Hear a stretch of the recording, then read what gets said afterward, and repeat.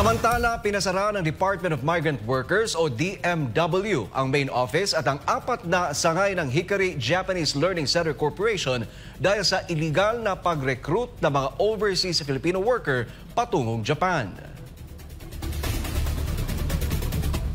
Pinangunahan ni Migrant Workers Secretary Hans Leo Kakdak at iba pang mga opisyal ang operasyon ng pagsasara araw ng Huwebes sa lungsod ng Maynila.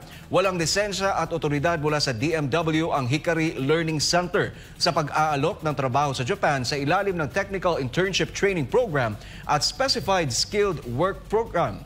Sinabi ng ahensya, nag-aalok ang Hikari Learning Center ng trabaho sa iba't ibang sektor tulad ng hotel at restaurant service, pagproseso ng pagkain, pangangalaga, pagsasaka at pagmamanupaktura ng pagkain at inumin. Batay sa pagsisiyasat ng Migrant Workers Protection Bureau, naniningil ang Hikari ng mahigit 33,000 bayad sa 4 na buwang language training na maaaring bayaran ng installment.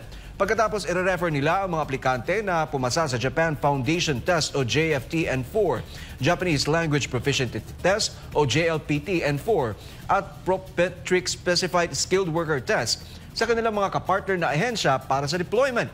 Haharap sa kasong illegal recruitment ng pamunuan ng Hikari Learning Center at ang kanilang mga opisyal ay isasama sa list of persons and establishment with derogatory record ng DMW na nanganguluhugang na hindi sila maaring makilahok sa programa ng gobyerno para sa overseas recruitment.